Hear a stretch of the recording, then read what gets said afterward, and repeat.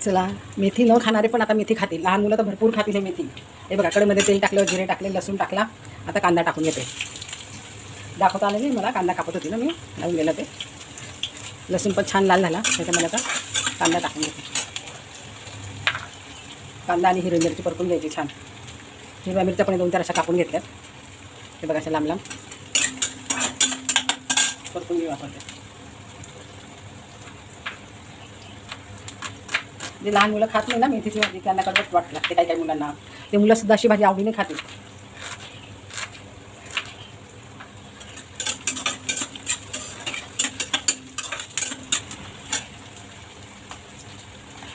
तुम्ही पण करता अशी बेसन पेरून, नसेल करा तर अवश्य करा. तुमची मुलं तुम्हाला परत परत करायला लावतील. छान लागते ते.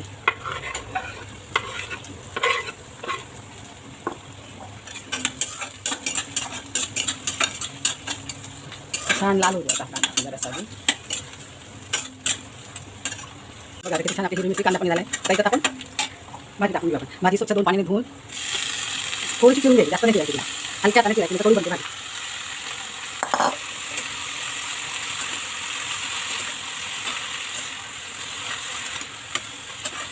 मस्त असे तो भाजीचा भाजी थोडी आपण वापरून घेऊया.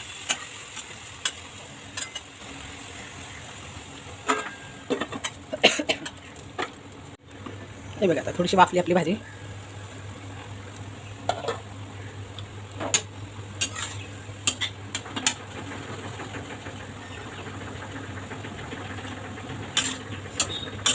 मशीनचा आवाज येत असेल तुम्हाला, मशीन होते ना तिकडे. हे तर आपली भाजी थोडीशी वाफली ना, आता याच्यामध्ये आपण मीठ टाकून घेऊ. आणि आपल्याला बेसन पेरून करायची, म्हणजे लहान मुलं आवडीने खातील ही भाजी. पोळीसुद्धा मागणार नाही तर इतकी छान लागते.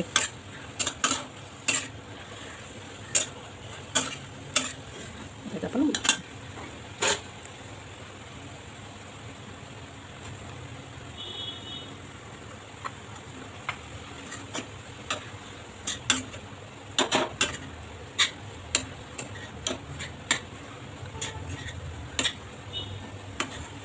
पाणी टाकायचं नाही बिलकुल.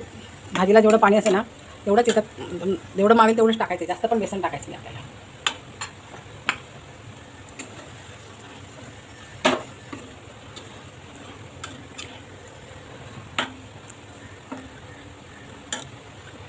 पण बेसन टाकून वाफवून घेतली भाजी. बघा आता किती छान झाली. बघा आता त्यात मावेल तेवढंच बेसन टाकायचं. टेस्टी पण लागते, कडू नाही काही नाही. आणि अशा मिरच्या टाकल्या तर मिरच्या काढून